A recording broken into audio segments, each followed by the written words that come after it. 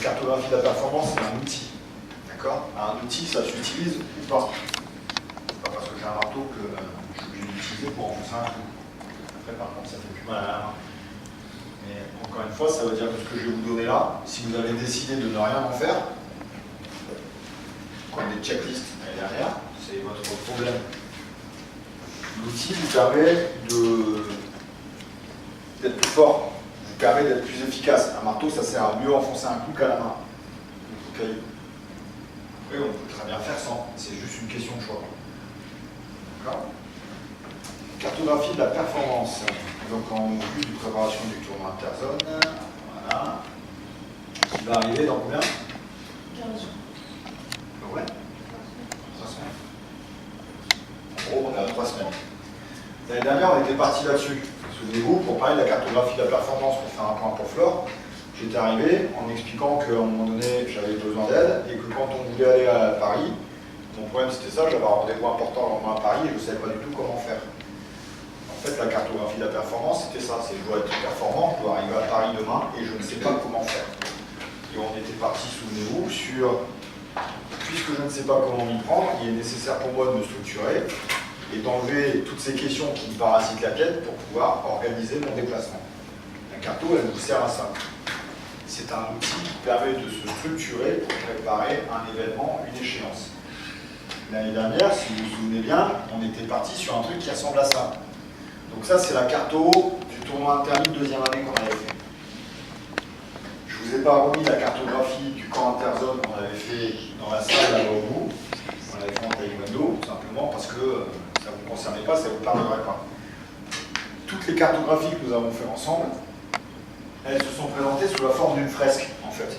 Où on s'est dit, on est ici, on veut aller là-bas, et qu'est-ce qu'on met entre deux? Donc par exemple, moi quand je revois cette cartographie de l'année dernière, je me souviens qu'on s'était dit qu'il fallait qu'on soit prêt à jouer dans les moments durs, qu'on soit capable de s'adapter quand on sera dans ces moments-là, qu'il va falloir remplir le réservoir d'énergie pour pouvoir tenir, résister à la fatigue, avoir des zones d'activation qui montent et qui descendent. Donc vous voyez, le fait de regarder cette carte me rappelle le chemin qu'on a emprunté l'année dernière avec la sélection de 15. Donc l'année dernière sous forme de fresque. Tu vois, je veux arriver là, je suis là, comment je me déplace, comment je fais, qu'est-ce qui se passe?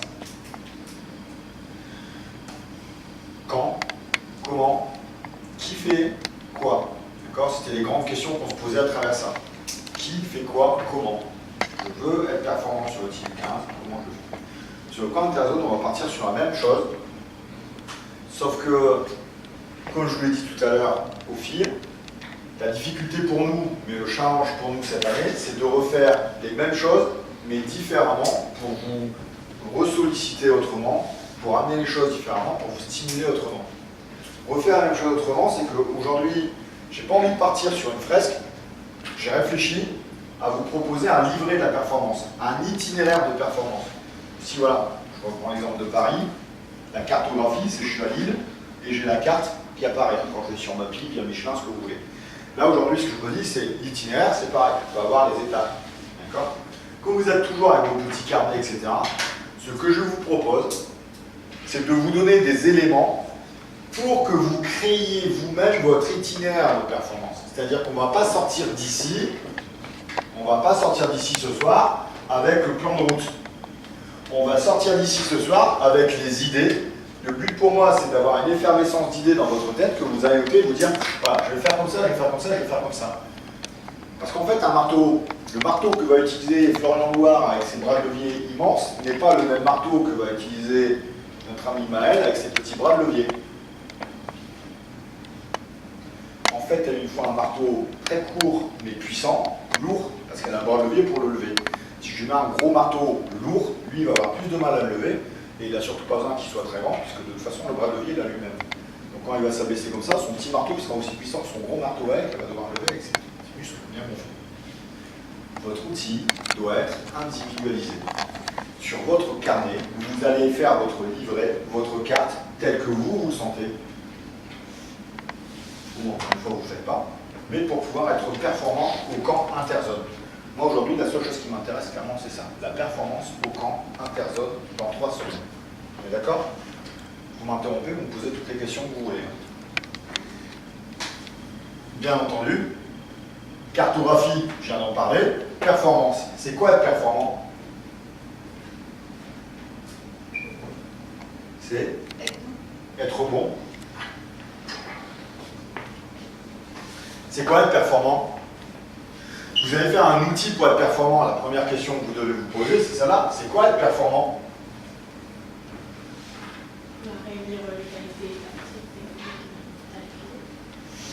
Réunir les qualités techniques, tactiques et mentales et physiques. Taper dans l'œil des sélectionneurs. Taper dans l'œil des sélectionneurs. Se démarquer. Se démarquer des autres. Il n'y a que des films, hein, ça.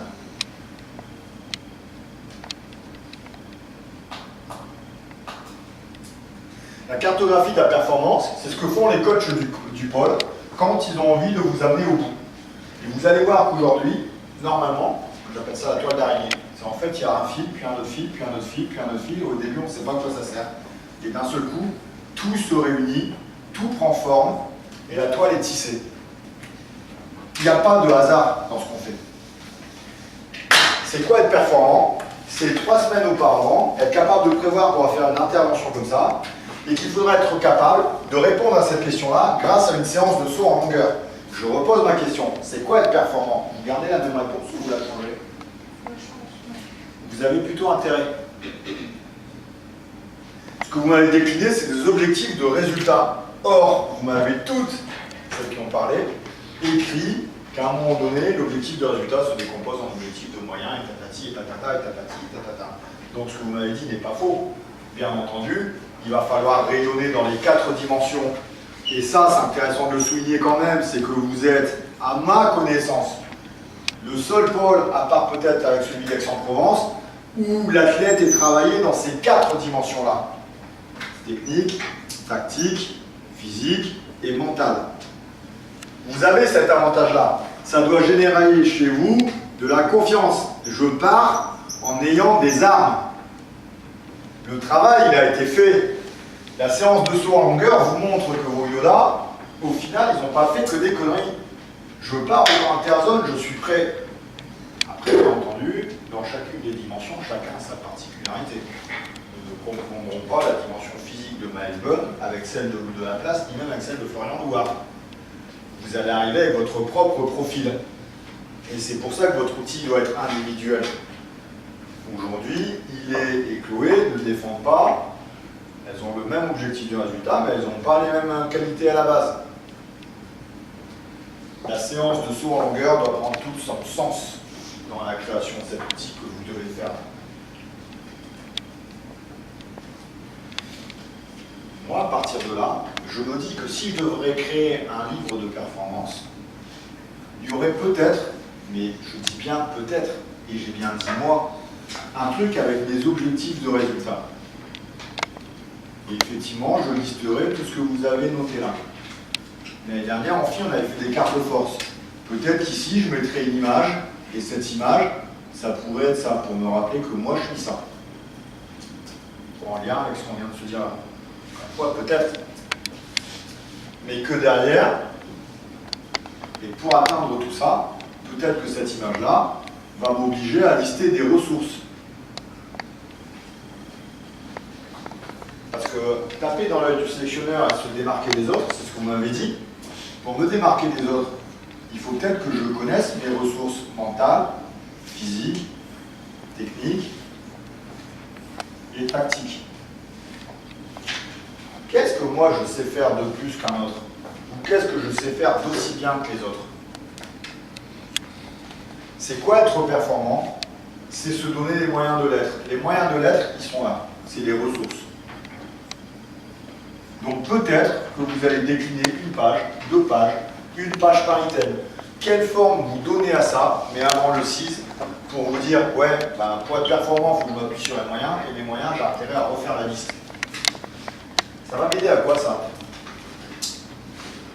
En quoi ça pourrait être utile de lister toutes ces ressources?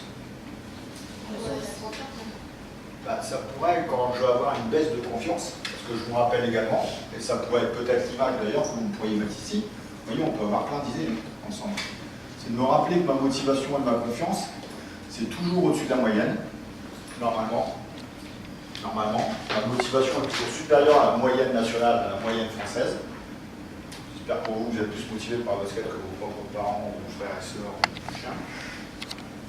Mais que par contre, à un moment donné, ça va être fluctuant. Et le moment où je vais être dans le dur, et le moment où je vais être dans le mal, il va falloir que j'aille me ressourcer et régénérer de la confiance. Et que peut-être cette page va m'aider.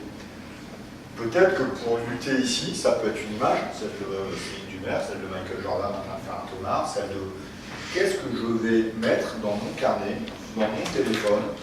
Ah oui, je vous avais dit, vous vous souvenez, le téléphone, ça peut être un allié. Votre téléphone, vous allez l'avoir sur vous. Qu'est-ce qui fait qu'à un moment donné, quand je vais être dans le trou, parce que je vais commencer à psychoter à 2 semaines, à 1 semaine, à 1 heure d'un match, je vais regarder une image, d'un seul coup, je vais me ressentir fort. Que d'un seul coup, je vais me rappeler qu'en fait, je suis fort. Qu'un seul coup, je vais me rappeler que je suis parmi les 72 meilleures Françaises et Français sélectionnés. Parce que quand je vais être dans le trou ici, je vais l'oublier ce détail. Qu'est-ce que je vais m'envoyer comme image, comme musique, comme son, comme vidéo, pour me rappeler à ce moment-là que si je suis là, c'est pas un cadeau des coachs. Ma place, je l'ai gagnée. Et si ma place, je l'ai gagnée, c'est parce que j'ai quelque chose à dire ici. C'est ça, l'outil cartographie de la performance.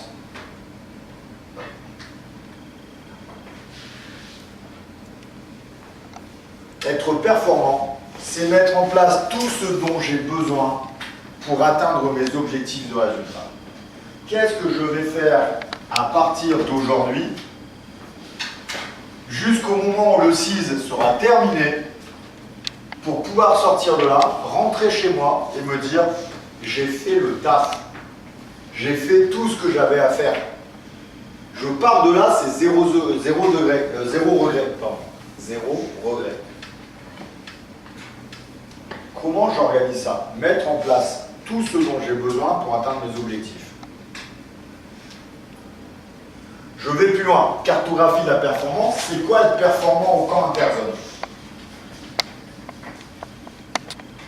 J'efface la page.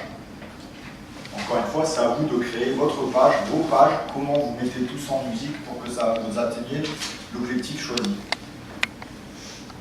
Quand j'ai suscité l'idée, je l'organise, je la structure, je m'approprie ce qu'il va me dire et j'en fais quelque chose. C'est quoi être performant au CIS?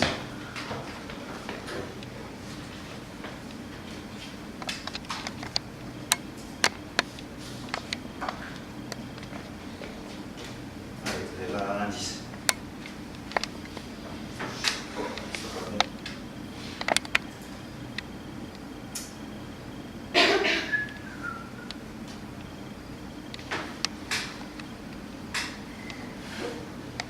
Si je reprends l'exemple du saut en longueur, on était parti de définir un objectif de résultat, sauter le plus loin possible.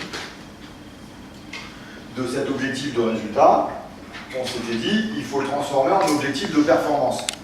Léopold, au premier saut, sa performance à lui, c'était 4,20 m. Si Léopold devait être performant au saut en longueur demain, il faudrait qu'il fasse sa performance max 4,20 m. Si vous veut être performant, ce n'est pas 3,90, c'est 4,20 m. Peut-être, le jour de la compète, il peut espérer faire 4,25 m, mais ça doit être son objectif. Sa meilleure perf, c'est 4,20 m.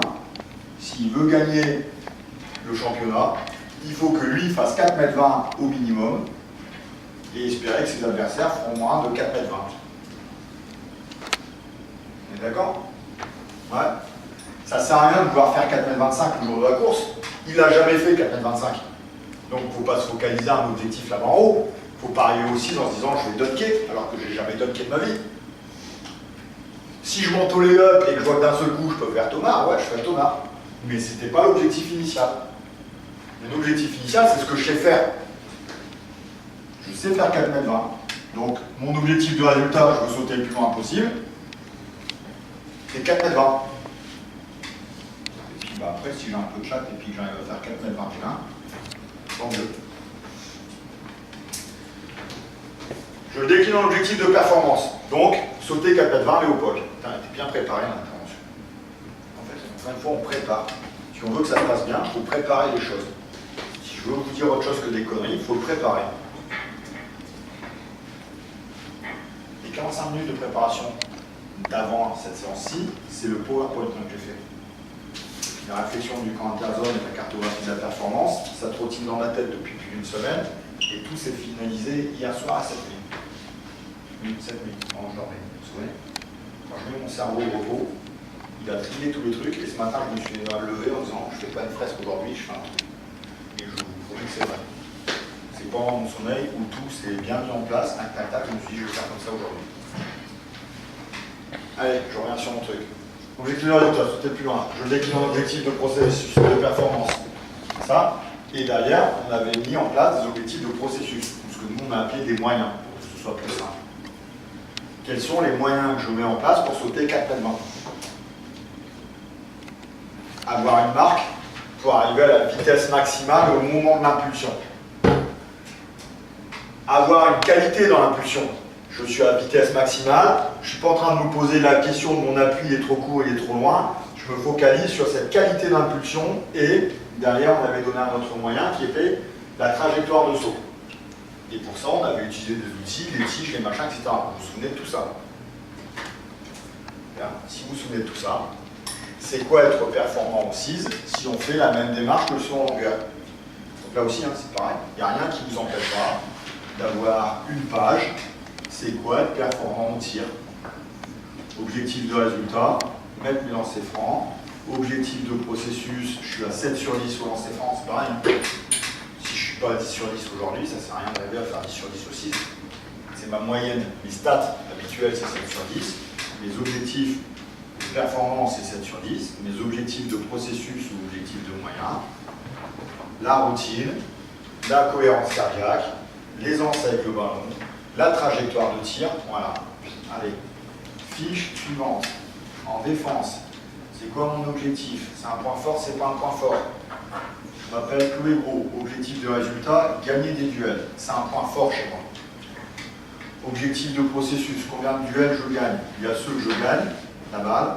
Il y a ceux que je vais contrôler, il y a ceux que je vais perdre. Sur 10 duels, je vais gagner 3 ballons sur 10. C'est énorme déjà. Je défends 10 fois, je gagne 3 ballons. Allez, 2 sur 10. Je vais ensuite en contrôler 7 sur 10. C'est-à-dire que je n'ai pas gagné la balle, mais mon adversaire ne m'a pas battu. Et j'en perds 1 sur 10. Voilà. Objectif de processus. Mettre de la pression défensive. Je suis fléchi. Je suis dans les appuis de l'adversaire parce que j'ai les cannes. Attention aux mains. Parce que par contre, j'ai eu des alertes. Si l'arbitre siffle, je vais prendre des fautes. Si l'arbitre siffle. L'arbitre siffle quand interzone? Ça dépend desquels. Il va falloir vous adapter. Sauf que cartographie de la performance, je sais où je vais.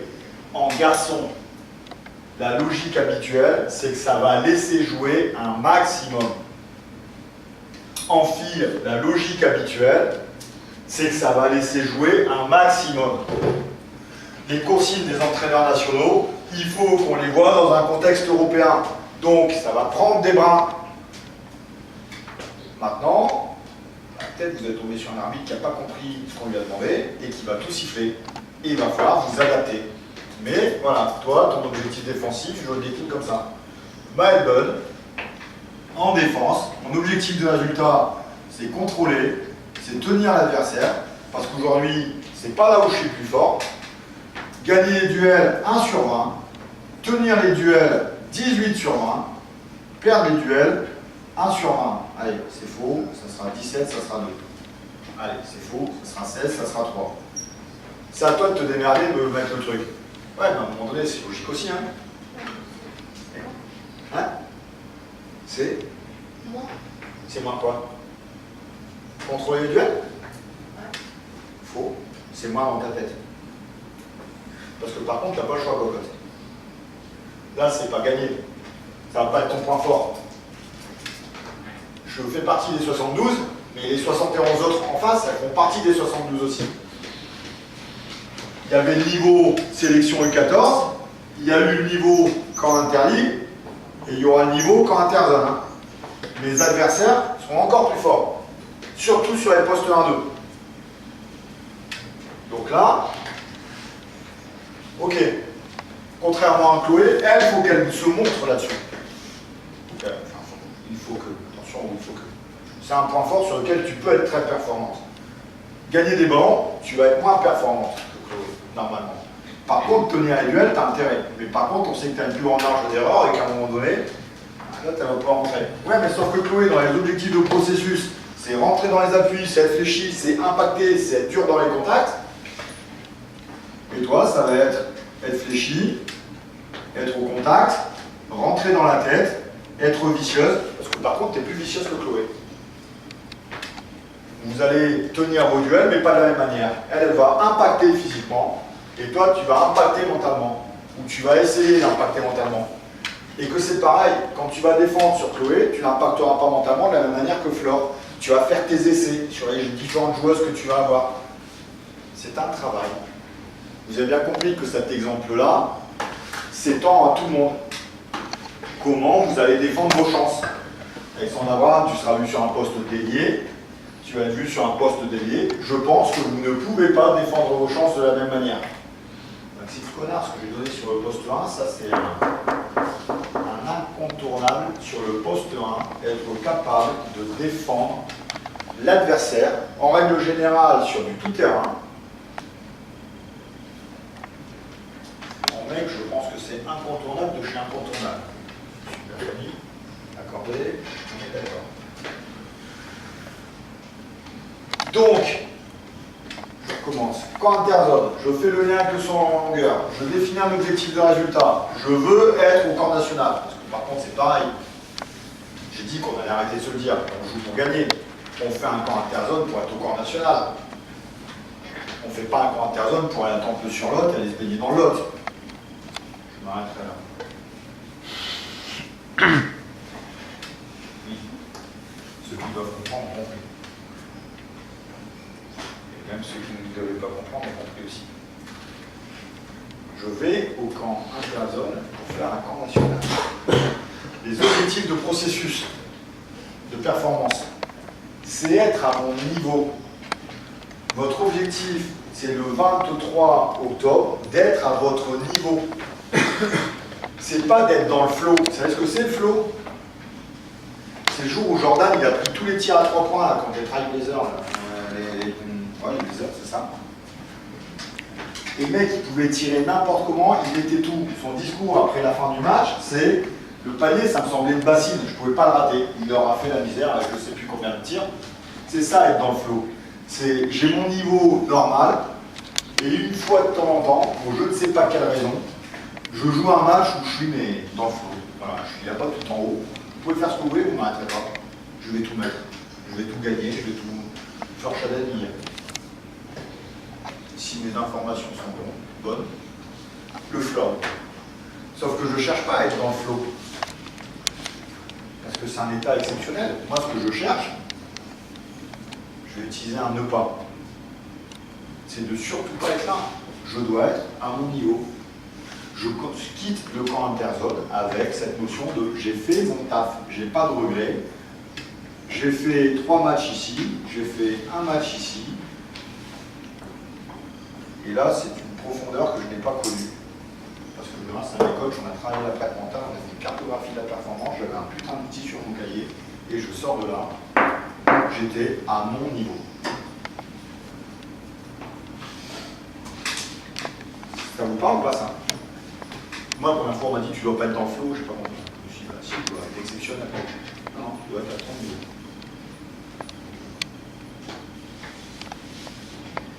Décliner les objectifs de processus. C'est quoi pour vous être au camp national? Qu'est-ce qu'on met comme moyen pour être à son niveau? Tu l'as vu ou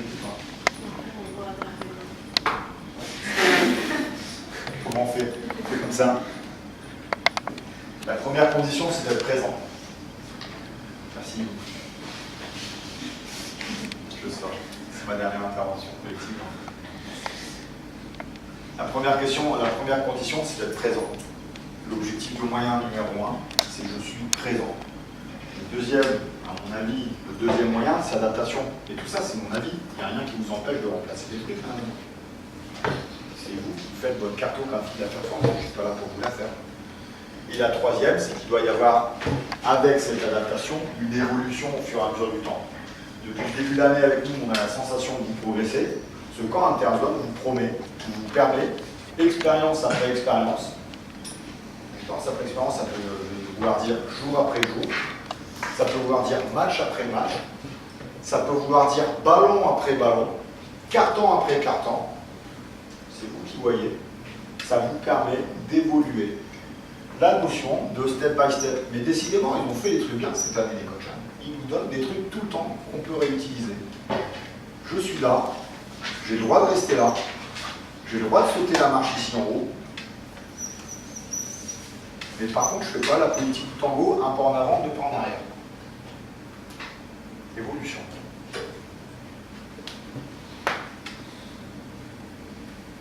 Je me concentre sur les moyens. Qu'on soit bien clair aussi, ça ne veut pas dire que j'en ai rien à foutre de marquer mes paliers ou pas. Je me donne les moyens de marquer mes paliers.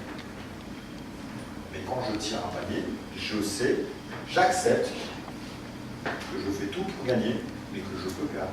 Je fais tout pour marquer, mais je peux le rater. Ça fait partie de la vie. Cartographie performance. Elle définit nos performances. J'ai vaguement travaillé sur la cartographie. Je vous ai parlé de prévoir l'itinéraire jusqu'au camp interzone. Je vous ai parlé de prévoir les ressources. Il faut aussi qu'on puisse prévoir les difficultés. Quand les difficultés? Pendant un match. Avec la fatigue. Le stress. Quand les difficultés? Tout le temps, quand?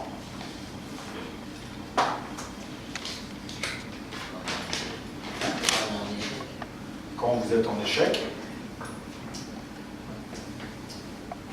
Premier plan, deuxième plan, les actes. Bien, bien. Premier plan, deuxième plan, les actes. Quand les difficultés? Le présent, c'est quand? Ouais, c'est quand? Moi aussi, non. Mais c'est quand? Bah maintenant. Les difficultés, elles vont pas arriver le 22 octobre. Hein. Les difficultés pour vous, pour le camp interzone, elles peuvent se présenter à partir d'aujourd'hui. En fait, on est là-dedans depuis septembre. Hein. Nous, on essaie de naviguer à vue, faire en sorte que les difficultés, on passe par-dessus, on ne s'arrête pas trop dessus. Mais vous, vous devez prendre conscience que dans 21 jours précisément, vous avez un événement important et que votre cartographie de la performance, c'est l'itinéraire. Et l'itinéraire, il tient compte, quand j'ai envie d'aller à Paris, j'ai intérêt à savoir si j'ai la voiture, la moto, le train, l'avion, etc. Moi, de quoi je dispose. Si je le jet privé à partir de l'Équin, c'est pas la même chose que si j'ai la Golf à partir de Bouchain. Voyez-vous. Prévoir la difficulté. Si je le jet privé à partir de l'Équin, c'est pas la même chose que si j'ai la Golf à partir de Bouchain. Parce qu'aller à Paris en Golf à partir de Bouchain, vous prévoyez quand même qu'à un moment donné, la Golf, il faut mettre l'essence. Ça, c'est prévisible. Il va falloir payer par le péage. C'est prévisible. Mais je vais perdre 3 minutes au péage parce que j'ai pas le Picango, moi je suis un ancien. Donc, il va falloir que je m'arrête. Admettons qu'il y a la queue, ça dépend. Le 22 octobre, c'est quand? C'est le dimanche des vacances. Ça veut dire quoi? Départ en vacances. Donc si je prends la Golf pour aller à Paris, j'ai intérêt à prévoir que le 22 octobre, c'est les vacances, et que peut-être sur la route, il va y avoir du monde, et que peut-être sur la route, je vais perdre du temps. Donc, si j'ai rendez-vous à 10h à Paris, je vais partir à 8h, alors que normalement, c'est 2 heures de route. Je prévois les difficultés. La Golf à 300 000 km. Bon, il risque de claquer. Donc oui, je ne peux pas prendre la Golf, le coup de train.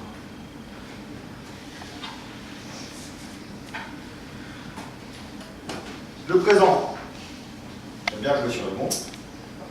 On vous a donné une notion importante depuis longtemps, c'est être présent le jour J. C'est être prêt à jouer le jour J. Et enfin, merci Maëlle, le présent, c'est moi, ici, maintenant. Dans votre cartographie de la performance, il va y avoir ces 3 éléments-là qui vont être importants. Être présent le jour J, ça veut dire quoi pour vous? Même être présent le jour J, c'est être en état de partir. Merci Maël. Ça veut dire ne pas être blessé. Et les problèmes de maladie. Ne pas être blessé. Dans une blessure, il y a la part de malchance et il y a la part de j'ai pas fait mon boulot. On peut agir là-dessus? Non. Par contre, là, on peut agir. Donc, blessure, les lacets, la qualité de l'échauffement, je suis concentré, si je ne suis pas concentré, je sors. Je me rappelle l'année dernière, quand on abordait le pick and roll, un joueur qui fait la passe et qui ne s'attend pas à avoir la balle, et la Kerzan qui fait la passe à M. Corentin-Chauvin, qui fait plus près, qui prend le ballon dans le pouce, et le pouce il fait crack, et on se dit putain, fait chier. C'est un exemple, être concentré à n'importe quel moment. Si je sens que je ne suis pas concentré, je sors. Il vaut mieux ne pas s'entraîner que s'entraîner dans de mauvaises conditions. Oui, mais en même temps, ça peut vouloir dire aussi qu'il ne faut pas avoir peur de s'entraîner. On a besoin de rythme, donc il ne faut pas non plus laisser l'émotion gagner. C'est ce juste équilibre. Voilà. Je fais mon travail pour, je suis dans la concentration, je suis dans l'activation, je me mets dans la bonne disposition, mais voilà. Si jamais je me blesse d'ici là, il faut que je me soigne pour récupérer le plus vite possible et essayer de partir. La maladie qui est au top à cette période-là de l'année, c'est la gastro. Quand on a chopé la gastro, on ne peut pas faire grand-chose, 24-48 heures. Sauf que si vous chopez la gastro aujourd'hui, le 22 octobre, ça ne posera pas de problème. Si vous chopez la gastro le 19 octobre, vous allez me dire c'est 24 à 48 heures. C'est pas grave. Sauf que nous, on part au 22. Là, pendant 24 à 48 heures, vous allez vous vider complètement, dans tous les sens du terme, y compris les réservoirs d'énergie. Et sauf que là, vous partez, mais vous n'êtes pas prêt à jouer. Donc dans le meilleur des cas, vous partez. Mais en tout cas, vous n'êtes pas prêt à jouer, à défendre votre carte. Dans le pire des cas, vous chopez la gastro ici, vous partez pas. Autre cas, vous chopez la gastro le 14, vous êtes guéri le 15, vous avez complètement vidé les batteries, puis vous me dites ouais, t'inquiète, ça va, j'ai plein de jus, puis en fait vous êtes complètement vanné, hein, je suis psychopathe de l'entraînement. Et vous vous blessez le 17, et vous partez pas le 22. C'est ça, la cartographie de la performance. À partir du moment où j'ai identifié la gastro comme un ennemi majeur numéro 1, je fais quoi pour éviter la gastro? Je me lave les mains régulièrement. Sauf que se laver les mains, c'est pas juste les mettre avec un peu de savon. Il y a une technique. Il y a une fiche, normalement, une unité médicale qui traînait. Si vous avez des doutes, une co peut s'en charger, une unité médicale peut s'en charger. Moi, je peux m'en charger. Un lavage de mains régulièrement et surtout quand? Pourquoi on n'enlève pas?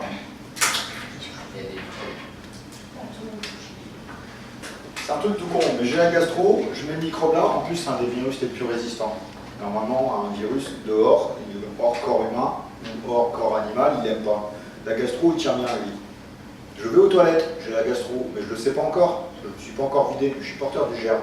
Je ne me lave pas les mains en sortant. Ah non, parce qu'il n'y a pas, en fait, ici, si vous avez déjà remarqué, il n'y a pas de lave-main dans les toilettes. Donc de toute façon, le virus, si je l'ai sur la main, je vais obligatoirement le mettre sur la poignée de porte. Et même si je me lave les mains en sortant, moi je l'ai déjà déposé le virus. Donc le suivant qui passe, il met la main sur la porte. Voilà. Un petit truc aussi, hein, j'apprends à faire les choses. Moi personnellement, quand je me suis lavé les mains, quand je vais aux toilettes, je ne mets jamais, et même ici, je ne mets jamais la main sur la poignée. Voilà. Derrière, je lave les mains, consciencieusement, entre les doigts, c'est là où ça se développe. En dessous des ongles, c'est là où ça se développe. Je prends mon temps, et surtout, avant de manger. Parce qu'en fait, par exemple, cette magnifique nourriture du hamburger, je le prends à pleine main. Mon magnifique pain avec ma petite tranche de fromage fondu, de cheddar, c'est micro-ondes, je le prends à pleine main. Donc c'est là où je mets le maximum, c'est là où je dépose le maximum de microbes sur ma nourriture. Parce que sinon, normalement, je pense que vous mangez avec des fourchettes et des couteaux. Normalement. Voilà. En fait, le truc, c'est ça, c'est la transmission de. La gastro, c'est pareil. En enfin bref, je ne vais pas rentrer sur un code sur la gastro, mais en tout cas, c'est très contagieux, ça se propage très facilement. C'est pareil, en France, on tirait chasse d'eau, mais on n'avait pas de couvercle. En fait, il y a ce qu'on appelle l'effet aérosol. Le remue-ménage de l'eau produit un effet aérosol, comme les vaporisateurs, qui a le don de diffuser un peu partout ce magnifique virus. Donc, pour éviter la gastro, je fais super attention, je me lave régulièrement les mains. Si vous avez quelqu'un qui n'est pas concerné par le CID, qui rentre le dimanche en se disant « ça tourne un peu, j'ai vomi dans la voiture, mais je suis rentré », je vais éviter la peste après lui avoir défoncé la tronche.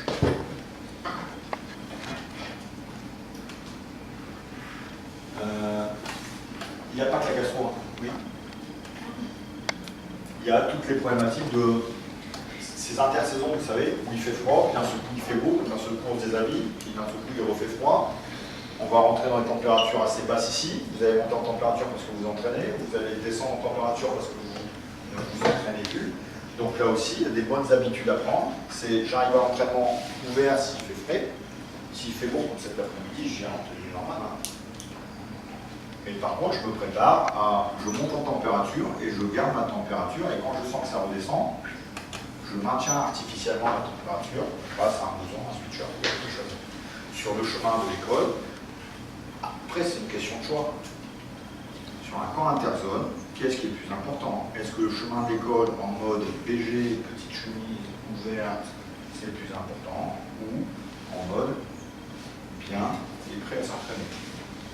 C'est à vous de voir. Mais par contre, l'année dernière, je fais cette intervention-là. Le matin, je chope lambda, je ne nommerai pas, sur une température médiocre, en train de faire le BG dehors. Je ne donnerai pas plus d'éléments et d'indices. C'est un jeu à peu près, hein. Ça ne pose pas de problème. Lavage de main. Fort dans son corps, ça veut dire quoi?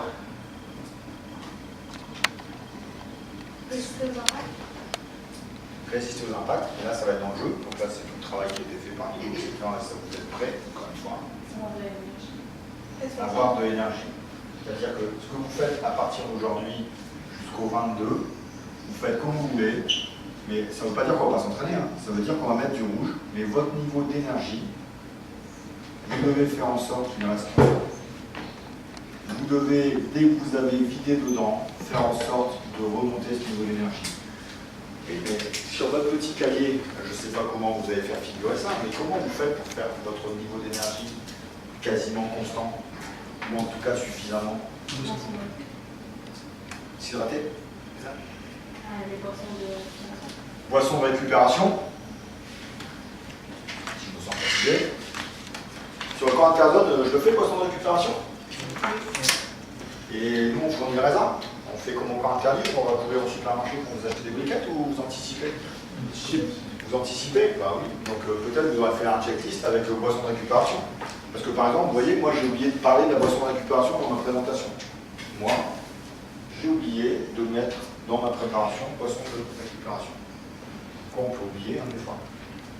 Donc peut-être faire un checklist avec boisson de récup. Peut-être. Fort dans son corps, boisson de récup. Les yeux noirs, hein.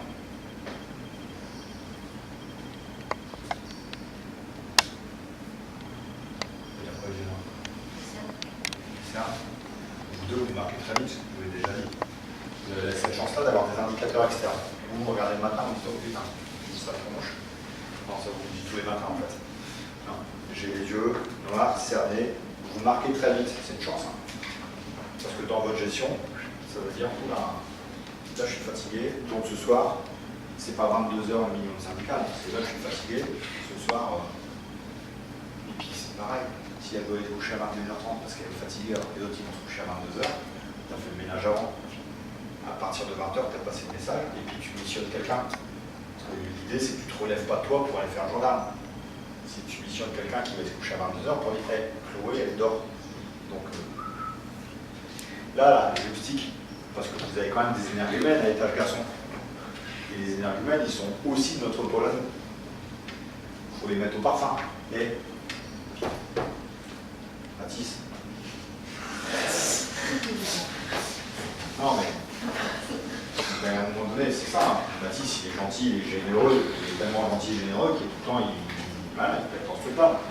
Tu lui expliques que toi, tu as envie de te coucher. Donc à ce moment-là, c'est pas à toi d'écouter ces machins. Bon, c'est une vidéo qui reste en privé? Ouais. Moi, Mathis, je te kiffe. Et les filles, je pense pas que la dernière fois que vous ne faisiez pas la sieste, c'était parce que Mathis était à votre étage. J'ai défendu mon petit... Il a Hein? violé dans la violable. Non, il n'y a pas été. Il n'y a pas été. Les filles ne faisaient pas la sieste, pas parce que Mathis était présent à leur étage. J'ai compris parce que Mathis était avec l'étage. Non, c'était ironique. Non, c'était pas... Donc fort dans son corps, ça veut dire que je me donne les moyens pendant tout ce mois d'octobre. Je dois être vigilant dans une période où on change de température. Il fait noir là déjà. Des dépressions saisonnières et tous les machins. Je me donne des dépressions saisonnières. C'est là, il y a des gens qui réagissent très mal à cette baisse de luminosité. Ça a un effet sur l'hypophyse qui fait qu'on a moins de tonus, moins de vitalité, on est plus fragile que d'habitude. Être en état de partir. Vous devez œuvrer à partir d'aujourd'hui pour être en état de partir. Et donc le week-end, la chouille jusqu'à 2h du matin, samedi, parce que c'est le repas de famille une fois par an. À cette année, le repas de famille une fois par an. Désolé, mais moi j'ai des objectifs. Ou pas. Ou pas. Pas comprendre avec ou pas. Être au départ. C'est pas loin. Être en état de partir. Être au départ. Ne pas rater son train. Le départ, je peux déjà vous dire. Normalement, vous allez dire, ouais, bon, c'est quand le départ? Le départ, c'est 9h16. 9h13. En gare de l'Île-Europe. Donc, 9h13. Ceci dit, on va peut-être pas arriver à 9h13 pour 9h16, on sera là-bas avant, comme ça on sera tranquille. On doit faire comme l'année dernière, proposer à celles qui veulent dormir sur place pour partir ensemble le jour J, de partir ensemble le jour J. Il y a celles qui voudront, ou ceux qui voudront rentrer chez eux pour revenir le samedi matin, le dimanche matin. Dimanche Non, matin. c'est dimanche matin, maintenant vous dormirez pas sur place. Il faut organiser ça, pareil, je suis à Lille, Paris, les péages, le machin, la panne, le truc, je dors chez quelqu'un, je me fais un départ, je machin, etc. Mais je gère le départ. C'est l'Île-Europe. Ouais. Vous allez avoir la convocation, c'est pour ça que j'ai marqué convocation. Les horaires, etc. vont apparaître sur la convocation. Vous allez donc recevoir. Une fois que vous avez cette convocation, comment vous la gérez dans votre cahier de performance. Le repos nécessaire, puisque si on part depuis 9h, ça veut dire que vous ne pourrez pas dormir, ni quoi que ce soit. Être au départ, le repos, c'était lié aussi au sommeil. En gros, le jour du départ, vous pouvez éventuellement faire une technique bien connue puisque je dois partir à 7h, je mets mon réveil à 6h, puis un réveil à 6h10, c'est le pré-réveil 6h. Ensuite, il y a le pré-réveil numéro 2, 6h10, puis le pré-réveil 6h20, pour être sûr de me lever à 7h. Et comme ça, j'ai bien bouffé 1 heure de sommeil, dans laquelle j'ai tapé dans mon cerveau. Je mets un seul réveil à 7h, j'en mets un à 7h30 s'il faut, et un à 7h02 s'il faut. Mais par contre, dès que ça sonne, je me lève et je me cale avec papa et maman pour qu'ils me lèvent à 7h. C'est un exemple. Mais par contre, vous ne ratez pas votre train parce que vous avez eu une panne de réveil. Ça, je dis rien. Sinon, ça m'est jamais arrivé. Non. Jamais. J'ai une joueuse qui arrive en retard en équipe de France parce qu'elle avait eu une panne de réveil. Voilà. Parce qu'en fait, elle était tellement stressée qu'elle n'a pas dormi la nuit, elle s'est rendormie au matin, elle n'a pas entendu son réveil sonner, donc elle a raté son train, donc elle est arrivée l'après-midi. C'est un stage France, c'est pas grave. Être en état jour de partir, je suis prêt à jouer. Être au départ, je suis dans le train. Être à l'arrivée. Là, tu te dis, femme, arrête de fumer la moquette. Être à l'arrivée, ça veut dire quoi, être à l'arrivée? Vous avez une idée? Alors, ça c'est la grande génération 95, nous sommes en départ pour le tournoi UNSS. Je ne donnerai pas le nom de la joueuse concernée. On était tous en groupe ici. Fabien, je peux aller aux toilettes? Oui, tu vas aux toilettes. Je peux aller au bar après? Oui, tu vas au bar. Donc elles sont parties. Puis on a eu une gare. Elles sont parties au moment où on a une gare. Puis tant qu'à faire, puisqu'on a 14 ans et qu'on est complètement débile, on fait un jeu où on sort pour rentrer dans cette rame-là, traverser, puis on sort, puis on fait ça, puis on revient de l'autre côté. Et puis on continue le jeu, même si l'autre il a dit attention, la fermeture des portes est imminente, etc. etc. Hein, et puis il y en a une qui a fallu rester sur le quai de la gare à 350 km d'ici. Hein? C'était drôle, hein? Être à l'arrivée, vous dites ouais mais Fabien avec tes conneries. Non, non, ça fait 17 ans que je gère les jeunes gens de votre âge. Et parfois, là quand on me raconte ça, je me dis mais comment c'est possible d'être aussi con pour jouer à ça? Et ben voilà, je vous jure que c'est vrai. Heureusement, elle a réussi à remonter par celle du contrôleur, qui l'a attendu gentiment.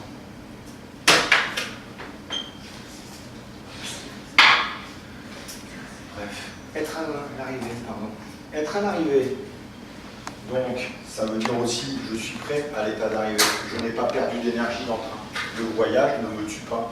Donc, on s'occupe. Moi, je vous propose de prendre des Uno pour qu'on puisse meubler les temps. Parce que ça va être long quand même descendre en train.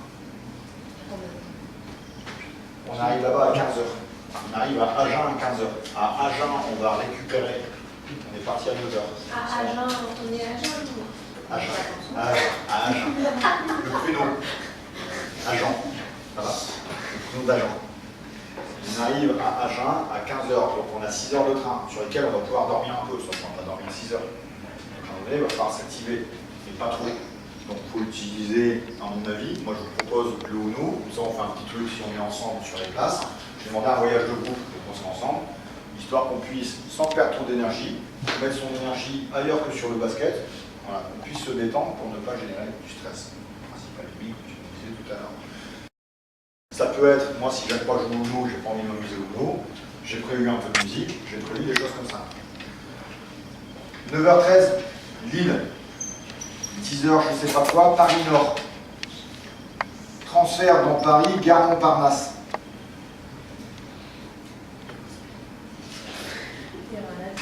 Voilà.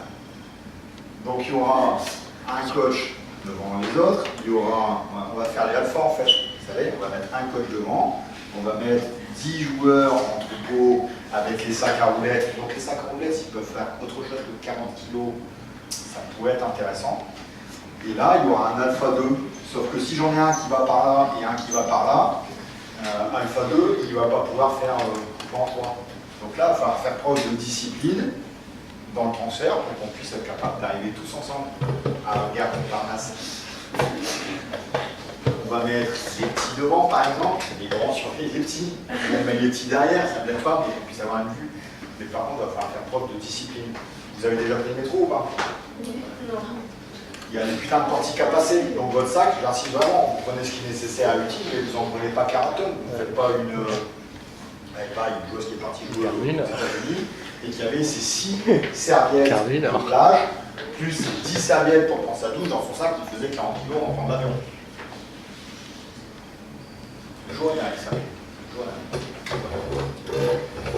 Les serviettes de plage. Voilà, c'est jamais ça peut servir. Aucun personne en plus, il y a le lot, ça met de plage, tout est fait. La boucle est bouclée, donc de la discipline. Il va falloir passer les portiques. Le sac, c'est devant sur les portiques. Parce que si vous mettez le sac derrière sur les portiques, vous passez, et le portique se referme.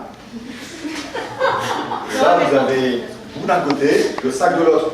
C'est pas gênant, vous pouvez passer le sac au-dessus. Sauf que porter le sac au-dessus, s'il y a quelqu'un derrière qui vous aide, vous allez y arriver. S'il n'y a personne derrière qui vous aide, on coupera parisien gueule de quin, hein. Je ne vous aide pas. Je vous dis gueule dessus par contre parce que vous n'arrivez pas à porter votre sac. Par contre, tu ne le pas. Normal. Voilà. Donc le sac, c'est devant. Et si vous avez le sac à dos, métro, sac à dos. Pocket. Pocket, donc pareil, on évite de mettre les trucs, machin. Vous voyez, c'est tout ça qu'il faut prévoir. Donc on fera une checklist, hein, Alex, on n'utilisera pas.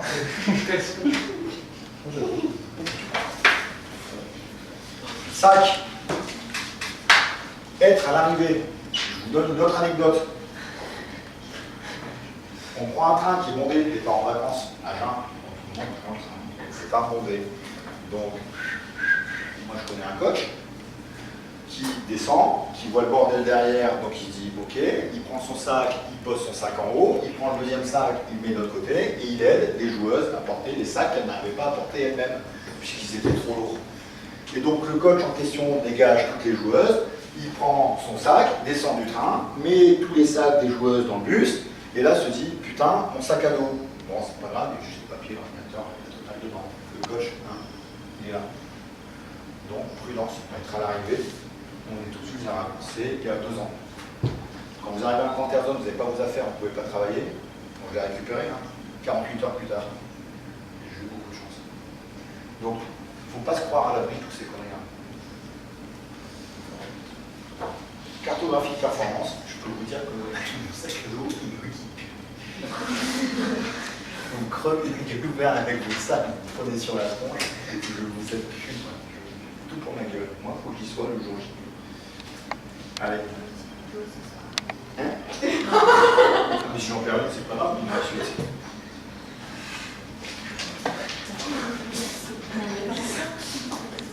C'est des pertes, c'est normal, enfin, à un moment donné. 10%. C'est le Parce chiffre. que toi, vous êtes arrivé là-bas, que vous avez aidé toutes vos joueuses, etc., etc. Le mec dont on se fout la gueule de Guy, c'est Gibi. Hein. Les mecs, ils n'ont pas vu hein, que vous avez aidé vos joueuses, que vous avez fait le ménage dans le train et tout ce que vous voulez. Ah, par contre, pendant 48 heures, là, vous prenez. Ah, alors, je vais pas appuyer sur pause. Vous imaginez, Fabien, la tête qu'il peut faire s'il perd son sac, son ordinateur et ses papiers? Donc croyez-moi, vous n'allez pas le chambrer. Par contre, une fois qu'il a tout retrouvé, là, vous y allez plein pot. C'est comment le mec Pandora? Avec son sac à dos là. Hein?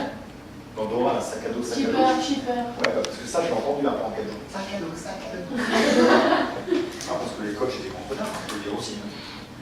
Allez, je reviens surpris à jouer le jour J. Disposer de ses affaires. Vous allez avoir, je vous propose, dans votre livret de performance, une checklist. Mais la checklist, il aura donc fallu la faire avant. Donc par exemple, tu mettrais quoi dans ta checklist? Oh, moi, je mettrais 4 slips. D'accord. Après, tu peux rejouer. Hein. Moi, je n'irai pas via votre pro voir qui est-ce qui fait le sac et qui contrôle. C'est pas mon problème. Sauf que cet outil-là, quand je disais les outils, l'année dernière, cet outil-là, on l'avait donné quand même déjà. Et il n'a pas été utilisé. À un moment, on arrêtera de faire le con avec ça, hein. Mais ça reste une très bonne preuve du truc. Je dispose de mes affaires. Oui, mais je mets quoi dans mon sac, coach? Comment ça se passe un commentaire là? On part le dimanche 22 au matin. On arrive là-bas, à 17h30. Il n'y a pas d'entraînement le jour J. Il y a entraînement le lendemain matin. Match l'après-midi. Entraînement le matin. Match l'après-midi. Et vous faites ça jusqu'au dimanche, au vendredi 27. On démarre de là-bas à 7h50. On va quitter la base, il sera 5h30, 6h du matin. D'accord? Donc vous faites ça jusqu'au samedi, jusqu'au jeudi en fait. Lundi, mardi, mercredi, jeudi, je calcule le nombre de chaussettes, le nombre de ceci, le nombre de cela qu'il me faut. Parce qu'après l'entraînement et après le sac. Tu t'entraînes le matin, au repas, match l'après-midi, tenue d'entraînement, tenue de match. Tu recommences. Donc ça c'est le lundi. Mardi, mercredi, jeudi. Il me semble que c'est une matinée, mais il y aura un tournoi 3-3 aussi. Ouais, ça va aussi. Ça va arriver aussi. Ça va faire ça. Donc vous prévoyez les affaires nécessaires pour. Donc vous avez bien compris, sur la convoque, vous aurez départ le dimanche 22-10, retour le vendredi 27-10, je vais y arriver, et on arrive à Gare Lille-Europe à 13h30. C'est pour ça qu'on part à 7h50. Vous n'aurez pas mangé. Ouais, ça va reprendre. Qu'est-ce que je veux dire? Il y a des petits goûters qu'on aura eu là-bas, les paniers repas à la pompe. Mais vous pouvez prévoir aussi de vous faire rapatrier, de faire un vrai repas à partir de 13h30. Pour l'aller, on va manger vu qu'on va arriver à 15h. Pour là, nous démarrons à 9h. On arrive à 15h. Il faudra manger pour notre faim. Donc c'est bon de prévoir à manger. Oui. Donc on fera repas tiré du sac, normalement, si je peux petit. Quelque chose. Repas tiré du sac. Si on est là-dedans, si c'est marqué dans votre application, repas tiré du sac, c'est-à-dire que vous prévoyez votre sandwich, vous le tirez du sac pour le manger. Si vous mettez votre repas, sandwich, maillot, crudité, jambon en plein milieu du sac, vous secouez dans tous les sens, vous le mettez en dessous, quand vous allez le tirer, il ne faut pas venir me dire je ne peux pas m'entraîner parce que j'avais pris mes slips, mais par contre mon sandwich il a dégueulé dans mon sac, il en a foutu partout et tout est dégueulasse. Vous voulez une anecdote? J'ai une joueuse qui a mis, mais elle était bien, on lui avait dit qu'il fallait des bananes, donc elle a mis des bananes dans son sac. Voilà. Hein, le régime de bananes, des bananes, voilà, pour son stage, elle a dit qu'elle mangeait des bananes. Les bananes, ça s'écrase facilement, par contre, ça fait un peu de purée. J'ai plein d'affaires, comment je peux faire? Donc, checklist, affaires, connaître le programme pour avoir les affaires, être dans les bonnes dispositions. Le jour J, je suis dans les bonnes dispositions. Ça ne sert à rien d'être prêt le dimanche, hein. Le dimanche, c'est voyage. Être dans les bonnes dispositions ici. Pour connaître les bonnes dispositions, il y a quelqu'un qui a un portable qui peut me contrôler l'heure par contre. Parce que là, je sens dessus. On est assez en- il est 20h. Et vous pouvez manger jusqu'à 20h30, hein. C'est ça? Donc, il faut que j'accélère. Être dans les bonnes dispositions, c'est connaître le fonctionnement du camp interzone. Je sais comment ça se passe, comme ça je peux me préparer à faire les choses. Je sais où est-ce que je dois être en forme, je sais ce qu'on attend de moi. C'est ça, être dans les bonnes dispositions. C'est comment est-ce que moi je gère mon SAS. Il ne faut pas vous attendre à ce que votre entraîneur là-bas vous fasse un SAS. Les entraînements le matin, c'est pas nous. Les entraînements le matin, ce sont les entraîneurs nationaux qui vont vous entraîner. Nous, on va venir faire les peintres et les guignols. On fera les paniers, on sera présent, on a peu de gens, on donnera une ou deux consignes. Mais les entraînements le matin, si le format n'a pas changé, ce sont les entraîneurs nationaux qui vont venir vous expliquer ce qu'il faut faire. Votre SAS, vous n'aurez pas un SAS attitré. Vous ne pourrez pas là-bas sortir de l'entraînement pour aller monter quelque chose et vous faire un SAS.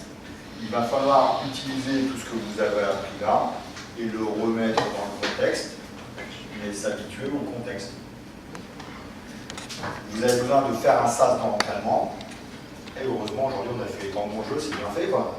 Je suis dans la 4e position dans la colonne, je suis dans le bord de l'environnement, et là je me fais un SAS rapidement parce que j'ai besoin de faire un SAS, mais je ne peux pas le faire en extérieur, il faut que je le fasse là. Ça sert à ça des temps de jeu au camp interzone. Parce qu'il n'y a pas le temps de le faire. C'est d'autant plus vrai que, par exemple, sur une matinée, il va y avoir une matinée dédiée au jeu de relance. Vous allez être un certain nombre par groupe d'entraînement. Le jeu de relance va durer 15 minutes parce qu'ils vont faire du jeu de relance, puis après ils vont faire du pick and roll, puis après ils vont faire peut-être de la défense ou du 1 contre 1, peu importe le thème. Vous allez avoir 3 passages en 15 minutes. En gros, c'est ça. En gros, c'est ça. Donc, entraîneur national, non seulement qui entraîne, mais qui décide qui va au camp national, qui sont décideurs de qui va au camp national ou pas, et qui vous mettent en disposition, sur lequel vous avez 3 passages à faire. Avec bien évidemment 5, 6, parfois 7 minutes d'attente entre les passages.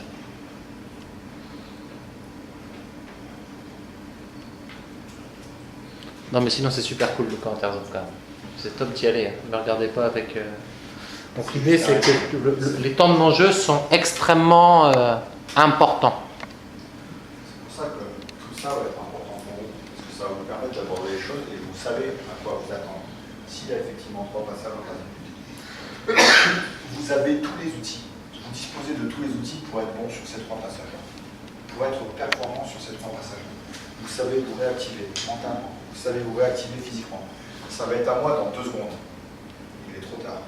Ça va être à moi dans 10 secondes. Ça fait 6 minutes que j'attends.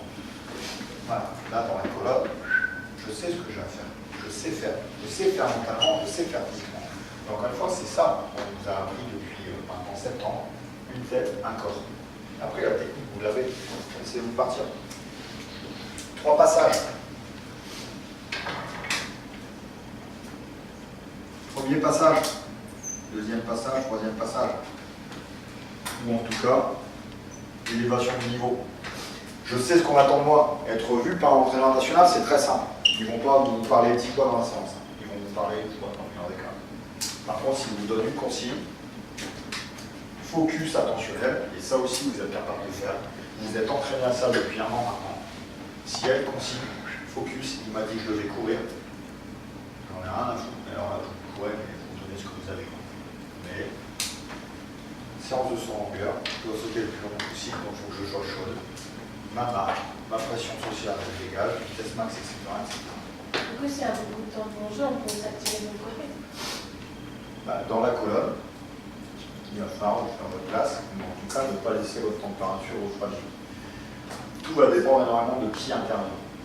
C'est pareil, ça il va falloir qu'on en parle. Vous allez voir, prendre le temps de rechercher qui intervient. Si Richard Legrand venait faire une séance, vous aurez une démonstration commentée pendant 1h30. C'est-à-dire que c'est un Benjamin Darcani sur 1h30. Vous allez faire un passage et il va vous parler, vous démontrer le basket. Et là, vous dites rien. D'accord, ok, il n'y a pas de souci, il n'y a pas de souci. Si vous avez un marteau du pilote en coach, les filles, c'est quelqu'un qui est top professionnel, mais par contre, il fait tout le temps. Donc il va vous dire tout ça en rigolant, il va se casser la gueule devant vous parce qu'il casse ton la gaffe. Par contre, voilà. Mais il va vous mettre dans le machin. Si vous avez Julien Egloff, parce que peut-être vous n'aurez pas les mêmes entraîneurs, peut-être vous serez dans un groupe et les autres dans l'autre. Si vous avez Julien Egloff, c'est un mec qui n'est pas souriant, il ne donne rien, et que il va faire pareil. C'est-à-dire que pareil, c'est pas que c'est un monstre, mais c'est quelqu'un qui a un naturel froid. Arnaud, il va vous mettre en confiance, donc par exemple, toi, ça serait super bien que tu tombes sur Arnaud, parce qu'il ne va pas te foutre la pression, parce que voilà, c'est Arnaud. Le manque de bol, si tu tombes sur Julien Egloff, il va pas faire que tu ne pas que l'autre, il ne va pas te faire un sourire, il ne va pas te mettre dans une bonne disposition, et que c'est pas un drôle. Mais sauf que ça, vous le savez, donc, de toute façon, vous pouvez pleurer, pas pleurer. Performance, il y a du vent, il n'y a pas du vent, on s'en fout. Le vent, il est là de toute façon. Donc s'il y a du vent, il faut que je fasse avec. Tu as Egloff, bah, je vois que tu te démerdes, faut que tu passes avec. Tu sais que toi, ce qui est important pour toi, c'est pas Egloff, c'est de faire ce qu'il t'a demandé. Et si tu as la chance de tomber sur le pilote, dans la bonne disposition, il faut quand même que tu fasses ce que tu as à faire. Vous comprenez la logique? Vous maîtrisez tous les éléments extérieurs, et justement, la carto, elle te permet de te préparer. C'est pas t'arrives le jour J et puis t'as sa tronche en face et tu te dis mais putain merde, il me fait peur. Moi je te le dis, à mon avis, Julien, si tu l'as, t'auras peur. Mais tu le sais, donc tu es préparé, tu te prépares. C'est marqué en gras, en rouge, en surligné. Si j'ai Julien, c'est la poutre. Je vais avoir une émotion, mais l'émotion, je m'en fous, il faut que je traverse ma poutre de toute façon. Tu vois ce que je veux dire? Maël, c'est pareil. J'ai pris Chloé, mais c'est pareil. Si tu as Julien, tu t'attends pas à avoir un mec positif. Il ne va pas venir te mettre bien en place, machin, etc. Par contre, il est pro, il ne va pas te saper pour rien, il va pas... mais par contre, c'est pas quelqu'un qui va te mettre à l'aise. Il a un regard froid comme le mien quand je ne suis pas en mode sourire. Survie. Allez. Et il faudra vous mettre dans les bonnes dispositions. Donc zone d'activation, machin, etc. Savoir où je suis, connaître les lieux.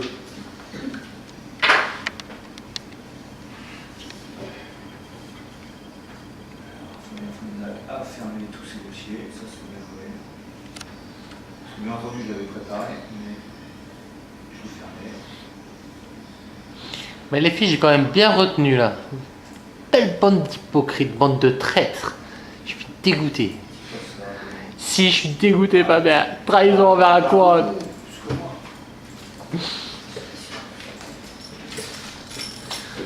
Je parle plus que toi. Ça, c'est la salle des garçons.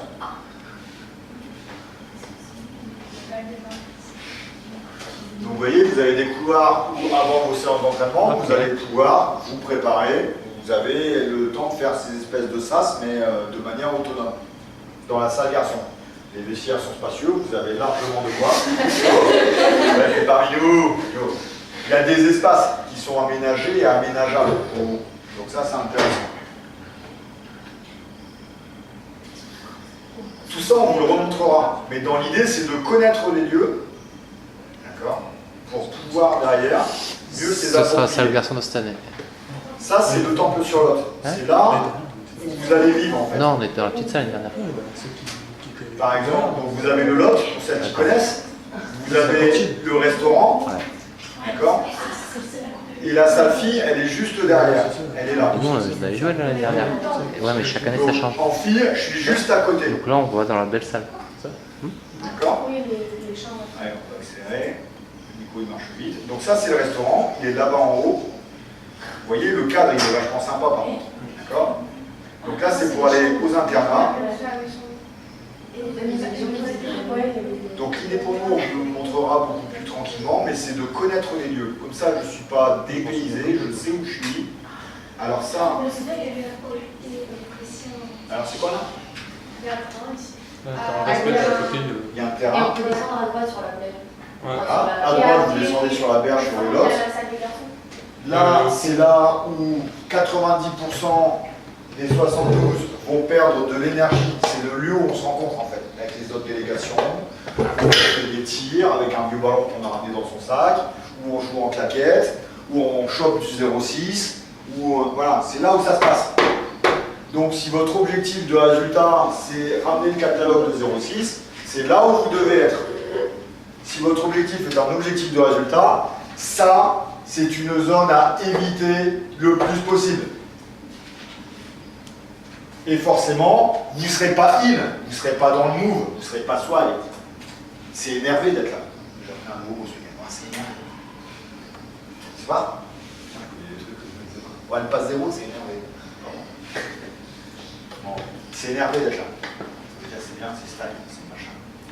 Si vous passez à travers, forcément, vous passez trop du jus, vous n'êtes pas ouvert, vous n'êtes pas sympa, vous n'êtes pas machin, vous êtes là pour être sympa, etc. Faites votre choix. Allez. Donc là, effectivement, on file vers les internats. Là, c'est la salle. Non, non, là, c'est la gauche. Non. C'est la gauche. Non, non, il y a des internats sur la gauche, Ah oui, il y a des internats sur la gauche, il y a des internats là-bas au fond. D'accord. Donc, nous, on est plus logés au bout, si je ne dis pas de bêtises. On choisit la Ça change. Avant, on est toujours au bout. on choisit avec. On sera par délégation. Ça, c'est une obligation. Et après, tout ça, on verra là-bas. Oui, Délégation, c'est genre nord ou nord, Picardie Nord Picardie. Bah là, on est à 9, hein. Donc on va être ensemble les 9 filles et on sera ensemble les 9 garçons. Hein. Du coup, par là, il y a la salle des garçons, non? Par là. Par là, on va vers la salle des garçons. Quand on parle de cartographie de la performance, pour avoir ces images-là aujourd'hui, ça veut donc dire que cette réunion-là, elle est prévue depuis l'année dernière et que Nico et Ben, quand ils étaient au Clincarton, ils ont déjà prévu ce travail-là. Si je veux être performant, si on veut être performant aujourd'hui, on va vous montrer ces images-là. Un an auparavant, on est en train de penser. Et un an auparavant, on collecte les images pour pouvoir vous mettre dans les meilleures conditions. Putain, vous êtes dans le meilleur pôle. En termes de moyens, en termes de résultats, on ne sait pas encore. Donc là, quand vous faites l'été, il y a la piscine, c'est super sympa, on peut aller faire wesh wesh. Parce qu'on était à la piscine. Ah oui, mais ça se commence. C'était avant, c'était en août. Avant, il était au mois d'août, le Grand Interzone. Alors là, je vois vraiment la piscine, machin. Voilà. Là, on arrive aux internats. Donc, il y a des internats ici à droite. Tout ça, c'est de l'internat.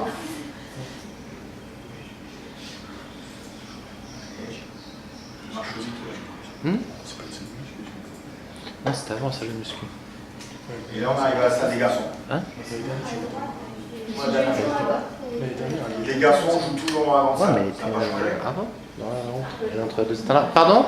Non, si les garçons joueront cette année dans les grandes salles, mais c'est un an sur deux. L'année dernière, on était dans la petite salle. Cette année, nous serons dans cette salle-là.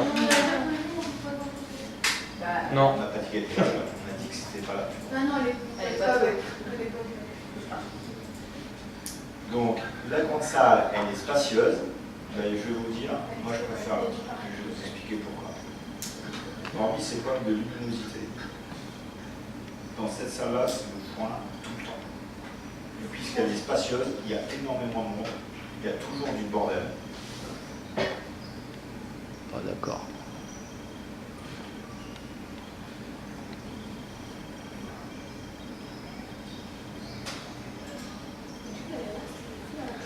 On va pouvoir jouer des contre-attaques si se prendre un mur. Encore une fois, pour remonter un simple but pour vous, c'est de connaître les lieux. Vous voyez bien par contre que quand vous jouez, vous êtes dans les internats du fond, les derniers, vous pouvez dans la salle des filles, il y a de la trotte à faire. Ça ne vous tue pas, hein, mais il faut le prévoir. Quand vous jouez dans la grande salle, vous êtes juste à côté. Et inversement, quand vous êtes juste à côté du lac, le petit truc là où vous faites du basket sur l'eau, bah, pour aller à la grande salle, il y a de la marche à faire aussi. On est au mois d'octobre, donc s'il ne fait pas beau, la marche, on va éviter les claquettes nues. Hein, si je reviens sur la claquette pied du mois d'octobre, aussi. Donc si on revient sur se mettre de la bonne disposition, au mois d'octobre, là-bas, il vous faut une tenue, si jamais il flotte, parce que vous allez avoir de la marche, il va falloir traverser. D'accord? Voilà, donc ça c'est entraînement. Cette vue-là, elle est importante. Se préparer au camp interzone, on y reviendra également, mais il va y avoir des centres de formation qui vont être là. En garçon, c'est sûr. En fille, peut-être un peu moins. Mais ça veut dire que pendant que vous vous entraînez, soit je suis focus sur objectif de moyen, je suis capable de mettre toute mon attention sur ce que je suis en train de faire, je sais qu'ils sont là, j'entends du bruit, j'entends ce bruit, mais il ne m'empêche pas de faire mon travail. Là aussi, on a déjà travaillé dessus l'année dernière, pour tous ceux qui sont sur leur deuxième année. Mais par contre, là, ça va être la foire d'empoigne, en fait. Ils viennent faire leur marche chez les mecs. Il est hors de question qu'un centre de formation vous contacte sur place. D'accord ? Il n'y a pas de contact. J'ai accepté des centres de formation sur un page Facebook. S'il y en a un qui vous contacte par Facebook, votre premier réflexe, c'est est-ce qu'il vous a contacté d'abord? S'il y a un mec qui passe par Facebook pour vous contacter, je veux être au courant tout de suite. Parce que ça ne se fait pas. Donc là, vous avez à vous centrer sur les objectifs de moyens. Mais dans je prévois des difficultés, ça va être une difficulté. Gérer leur présence, les voir, les entendre. Ils sont là, ils sont juste devant vous. Ça nécessite un effort mental important. En filles, on va voir la salle, ils sont aussi là, mais ils sont moins connus, les entraîneurs. Et après, comme c'est beaucoup plus petit, en règle générale, les joueuses des autres sélections viennent vous voir jouer. Et donc, en fait, ils sont noyés dans la masse et ils sont moins importants. Tandis que là, la salle-là, elle est grande. Donc, eux, ils s'éparpillent dans la salle. Ils font leur marché, donc ils se parlent entre eux, parce qu'ils savent bien, ils se connaissent, ils discutent, ils prennent des photos et machin. Et les sélections, souvent, se mettent plus loin. Donc, vous les voyez bien, vous savez bien où ils sont, les garçons. Et il faut être capable de gérer. En fille, c'est un peu noyé, donc c'est un peu mieux. C'est moi. Du coup, le matin, on ne s'entraîne pas que entre n'importe quelle table. Non. Jamais. Vous allez être avec les autres zones. Donc ça, c'est la salle fille. Donc vous voyez, elle est beaucoup plus petite, beaucoup plus resserrée. C'est des bancs, d'accord, juste là. Il y a moins d'espace autour. Les entraîneurs nationaux sont là. Pareil, vous savez, ils sont là. Ils vont vous filmer, ils vont parler entre eux. Tout le temps, ils vont sortir fumer une clope, ils vont se mettre en place, mais ils sont là. Et vous le saurez, il faudra vous en passer. D'accord? Il y a une proximité, par contre, géographique très importante sur les matchs et sur le reste. Il y a du bruit autour. Là, vous avez un couloir, les vestiaires sont en bas. Là, c'est là où il y a la kiné. Donc, vous avez la salle, vous avez un espace kiné. Et en fait, Nico, il ressort. Les vestiaires, elles sont là en bas, au bout du couloir. Ils ne sont pas d'une très grande qualité, très opérationnels, les vestiaires. De la salle fine.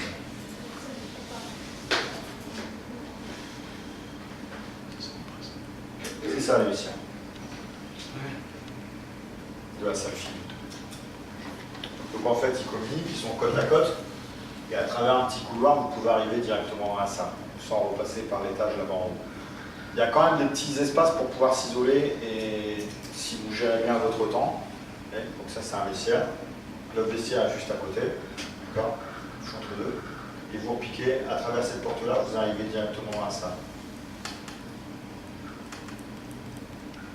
Vous voyez bien la qualité des douches, il vaut mieux, là vous arrivez dans la salle, là il y a un petit espace qui remonte à l'escalier.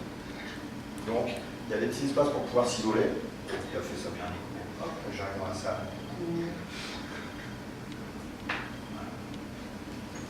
Et vous serez là, le public est juste là, sur les tribunes, il va y avoir du bruit, l'ambiance, etc. Il faut être capable de s'isoler. C'est bon? Savoir ce que j'ai à faire, je ferai votre truc, comment je me vends, sur quoi je me vends, qui est-ce que je suis. La chance du staff, c'est que vous avez clairement beaucoup de chance, c'est que dès l'année dernière, stratégiquement, on s'était positionné sur le truc avec Nico et Benji. Malheureusement, suite aux problématiques du CQ14, Nico a dû laisser sa place pour encadrer le CQ14. Mais il y aura Benji sur le staff masculin avec Johan Debout. Donc le staff, vous connaissez, vous l'avez vu beaucoup en la ligue. Et moi, je ne connais pas encore mon assistant aujourd'hui, mais vous m'avez sur les filles. Chance parce que ça va vous permettre de vous coacher comme vous avez l'habitude de coacher. Vous allez activer très par-toi. Parce que ça, sur les matchs, votre zone d'activation, vous l'aurez. Puisque c'est moi et Benji qui coach. Même si c'est moi qui coach. Donc vous êtes dans ce confort-là. Voilà. Tout ce qu'on a fait, la cartographie vous sert à mettre de l'énergie pour s'adapter. En fait, puisque vous avez tout anticipé, vous ne perdez pas d'énergie à courir après vos sticks, vous ne perdez pas d'énergie à courir après votre boisson de récupération, vous ne perdez pas d'énergie à découvrir les lieux. Le but, c'est que vous connaissez les lieux, vous connaissez les entraîneurs, vous savez ce qui va vous arriver. Donc quand vous arrivez, vous êtes plein d'énergie pour la mettre dans l'adaptation par rapport aux séances d'entraînement. Quel que soit ce qu'on vous propose, vous n'avez plus qu'à mettre votre focus là-dessus. Plus qu'à.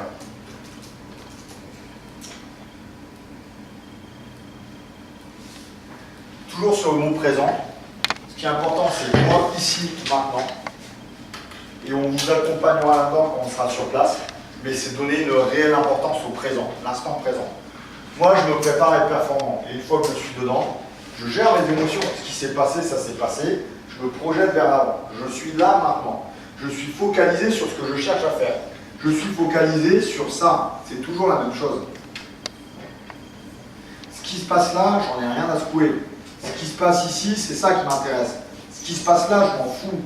Le tir que j'ai raté, je m'en fous. Parce que pour moi, ici, maintenant, ce qui est important, c'est ce que je vais faire l'action d'après. J'ai fait un énorme airball à 3 points. Je m'en fous. S'il fallait prendre le tir, je l'ai pris. Par contre, il faut que j'y sois dès le premier match. Il faut que j'y sois au deuxième match. Puis il faut que j'y sois au troisième match. Il faut que je me donne les moyens de le faire. Peu importe ce qui s'est passé avant. Je ne suis pas en train de parler d'avenir. Je ne suis pas en train de dire putain ma place, mon truc. Non, je suis focus sur l'instant présent. Ma défense, on a la balle, qu'est-ce que je dois faire en attaque? Je dois accélérer, je dois relancer. Les critères fédéraux, c'est clair, il faut que vous soyez capable de courir. Le jeu de relance, l'agressivité dans le 1 contre 1. Le taf, il est fait. Vous partez d'avant en vous disant, mais physiquement, vous êtes prêts, vous avez un jeu de la préparation physique. C'est clair, vous êtes prêts quand je vois les charges que vous êtes capable de vous mettre. Quand on voit comment on a été capable de jouer contre des Parisiens l'année dernière au Grand Interdit, de quoi on a peur? Il n'y a pas à avoir peur. On est prêt. Maintenant, il faut être focus. Il ne faut pas être dans la balle qu'on a perdue, il ne faut pas être dans la balle qu'on n'a pas encore. Je ne pense pas à équipe de France, je ne pense pas entraîneurs nationaux. Vous ne cherchez pas à être meilleur que les autres. Là aussi, c'est saut en longueur. Vous êtes 72. Vous ne cherchez pas à être meilleur que les 71 autres. Vous cherchez quoi alors? Hein? Être à votre niveau. Vous vous concentrez sur donner le meilleur de vous-même. Ça, c'est important. Et c'est comme le saut en longueur. Moi, je saute 4,20 m, je dois faire 4,20 m. Et s'il y a des mecs qui sautent 4,40 m, j'y peux rien. Par contre, si je saute 4,20 m et je me pisse dessus et que je saute 2,80 m un jour J, bah, le mec qui sautait 3,10 m, celui que normalement je devais battre, ben là je ne le battrai pas.